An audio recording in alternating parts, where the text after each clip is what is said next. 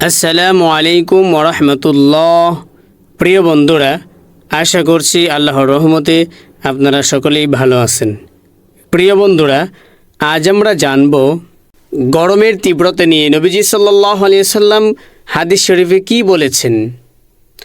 আজ সারা বিশ্বে ভীষণ গরম চলছে।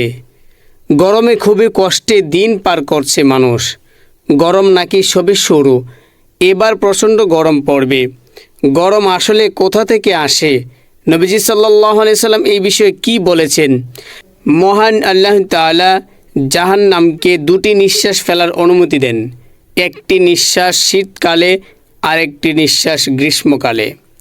হযরত আবু হুরায়রা রাদিয়াল্লাহু তাআলা আনহু থেকে বর্ণিত, রাসূল করিম সাল্লাল্লাহু আলাইহি সাল্লাম বলেন, জাহান্নাম তার রবের কাছে অভিযোগ করে বলে, হে রব, আমার এক অংশ অন্য অংশকে খেয়ে ফেলেছে।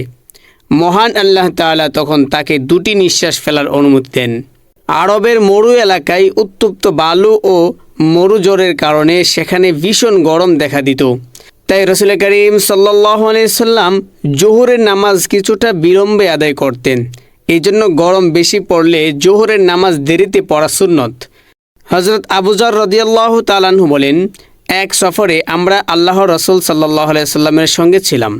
এক সময় মুয়াজ্জিন জোহরের আজান দিতে চেয়েছিল। তখন নবীজি সাল্লাল্লাহু আলাইহি সাল্লাম বললেন, গরম কমতে দাও। কিছুক্ষণ পর আবার মুয়াজ্জিন আজান দিতে চাইলে নবী সাল্লাল্লাহু আলাইহি সাল্লাম পুনরায় বলেন, গরম কমতে দাও। সুতরাং গরমের তীব্রতা জাহান্নামের তীব্রতার কথা মনে করিয়ে দেয়। তাই তীব্র গরমে জাহান্নামের কথা স্মরণ করে আল্লাহর কাছে জাহান্নাম থেকে মুক্তি চাওয়া, ফরজ ইবাদতগুলো সঠিকভাবে আদায় করা। কোরআনে জান্নাতের কথা বলা হয়েছে। আল্লাহ তাআলা বলেন, সেখানে তারা হেলান দিয়ে আসীন থাকবে, সুসজ্জিত আসনে। তারা সেখানে খুব গরম অথবা খুব শীত দেখবে না।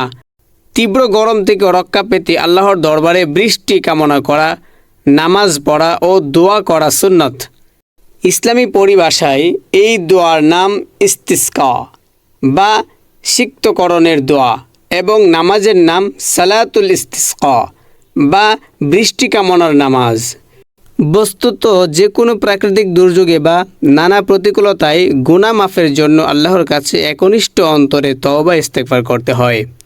কেউ অন্যের হক বা অধিকার নষ্ট করলে তা ফেরত দিয়ে দোয়া করতে হয়। তবেই আল্লাহ তাআলা মানুষের মনোকামনা পূরণ করেন, বৃষ্টি দিয়ে জমিন সিক্ত করেন। এই নামাজ মাঠে গিয়ে আদায় করতে হয়। মাঠে যাওয়ার আগে ও পরে সবাই তওবা করতে হয়। তওবা করলে আল্লাহ তাআলা রহমতের বৃষ্টি বর্ষণ করেন। তখন বৃষ্টি হওয়ার সম্ভাবনা থাকে সবচেয়ে বেশি। এই সম্পর্কে পবিত্র কোরআনে আল্লাহ বলেন, বললাম তোমরা তোমাদের প্রতিপালকের কাছে ক্ষমা প্রার্থনা করো, তিনি অত্যন্ত ক্ষমাশীল।